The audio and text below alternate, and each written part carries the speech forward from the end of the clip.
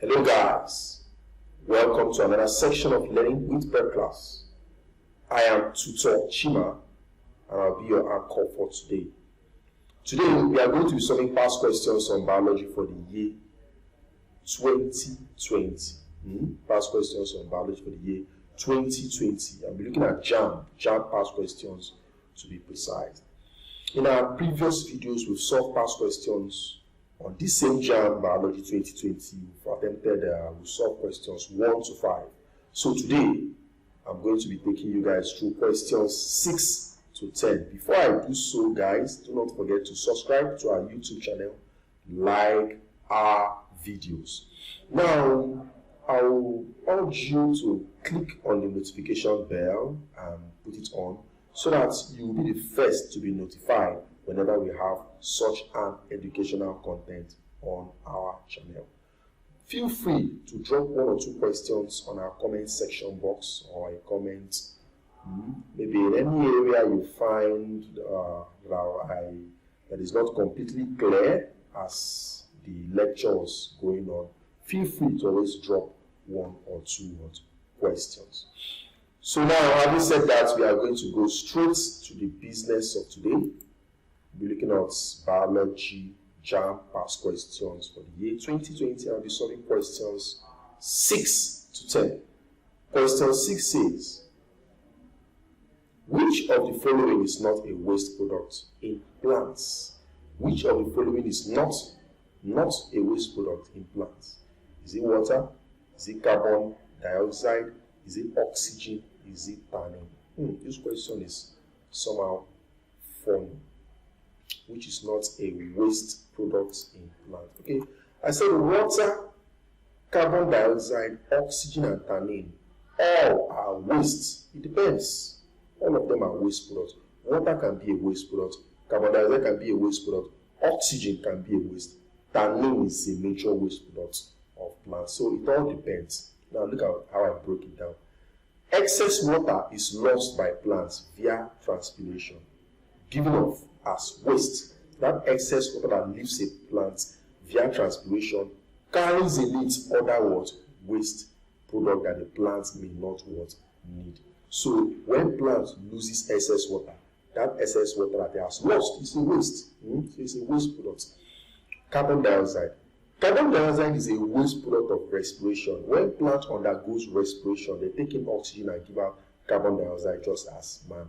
It's known as respiration, because that oxygen is used to provide energy in form of ATP that is used by plants. When they carry out aerobic respiration, the end product of that is carbon dioxide. But this carbon dioxide is also used by plants for photosynthesis. They take in oxygen to give out carbon dioxide, but mainly carbon dioxide is used in combination of water to manufacture food. In short, the rate of photosynthesis in plants is faster than the rate of respiration, especially during the bright sunny day. In daytime, the rate of photosynthesis is usually faster than the rate of respiration. Now, oxygen is a waste product of photosynthesis, you see, but is used by plants for respiration. So that's why I say it all varies. Carbon dioxide is a waste of respiration used by plants for photosynthesis. Oxygen is a waste product of photosynthesis, but used by plants for respiration. Do you see? Why tannin is one of the main, or is a waste product of plants. Tannin is a waste product of plants. So they're not asking us which of the following is not a waste product. Of course, this question has no answer because all of them are all waste products. So that was why I didn't highlight any answer here. Because all of them can be a waste product depending. Okay. Question number 7.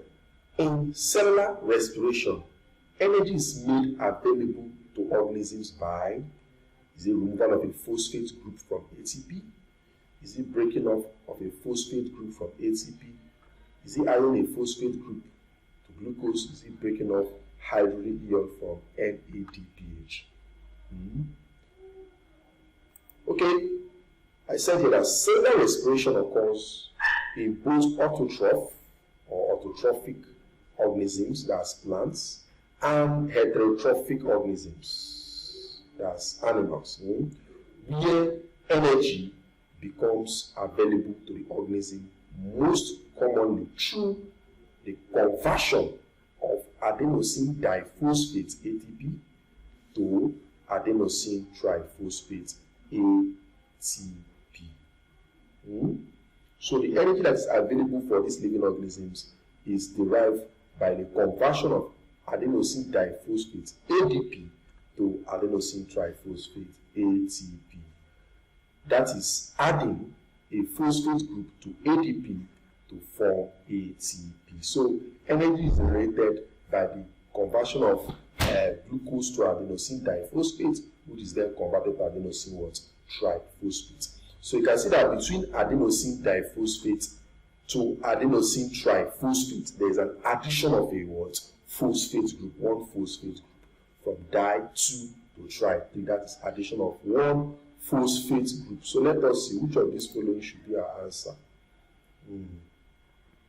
I don't think this question too has an answer. I didn't select anyone. If this is exactly the same thing you see in your past question, the correct answer is supposed to be adding phosphate group to ADP to form ATP. There's supposed to be an addition of phosphate group to what? ADP. Question number 8. I hope this one should have a correct answer.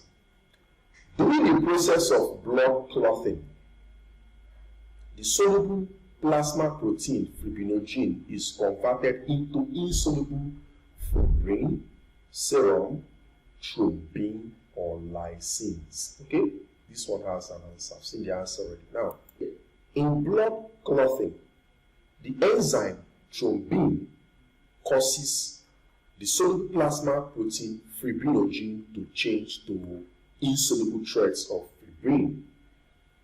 The fibrin threads entangle the blood cells, and the whole mass forms a cloth that seals the cut. So you see that the answer here is that fibrinogen is converted to fibrin. An enzyme thrombin causes the soluble plasma protein fibrinogen to change to insoluble threads of fibrin.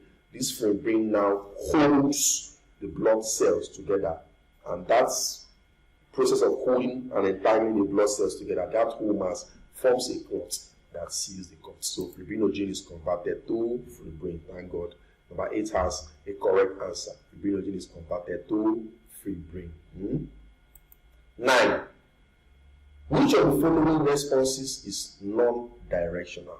Is it Gnostic movement, tactic movement, tropic movement? So which one is it? A is it 1, 2, 3, 1 and 2, or 2 only? So which of them? Is it Gnostic only? Is it tropic only? Is it Gnostic and tactic, or is it tactic only? So which of them? Okay, you have to know the definition of them for you to know which one is non-directional. Now, Gnostic movements. This is the non-directional movement of a part of a plant in response to an external stimuli. So a non-directional movement of a part of a plant in response to an external stimuli is known as Gnostic movement. A very good example is the closing of the sensitive plant. There is a plant we call sensitive plants, Mimosa pudica. There are 2 types, Mimosa pudica, Mimosa inversa. That plant, the stem has a kind of tongues in it. When you touch the leaves of that sensitive plant, that is either the Mimosa pudica or Mimosa inversa, it will just close. Are you following? It will just shrink and close. The leaf will shrink and close. We call it sensitive plant. It's very sensitive to touch. That kind of non-directional movement is known as Gnostic movement.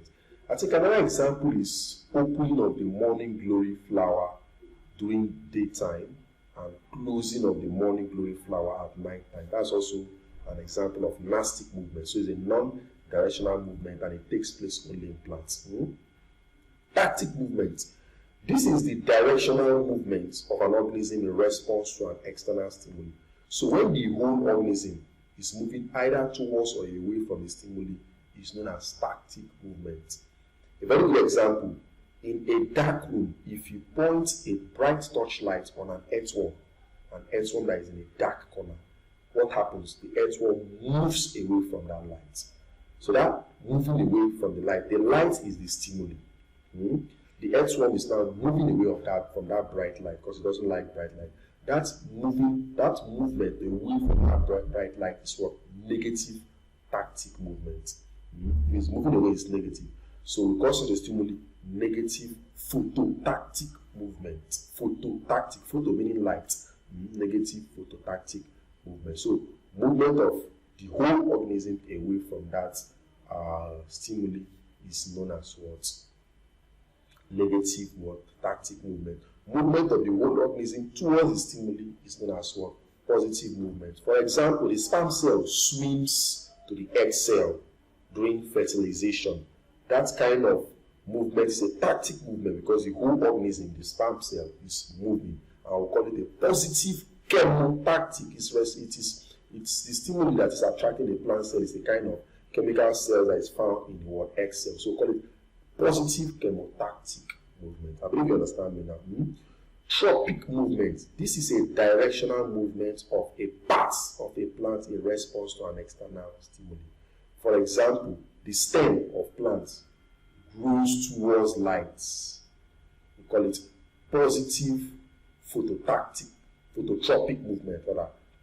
Positive phototropic movement. But the roots of plants grows downwards. They grow away from light. We call it negative phototropic movement. That same root of plant grows downwards towards soil water. They go down in order for them to get soil water. We call that what? Positive hydro. Water is hydro. Positive hydrotropic movement.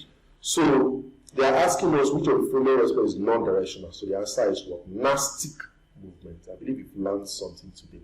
Gnostic movement. That is I only is the answer. A is what? I.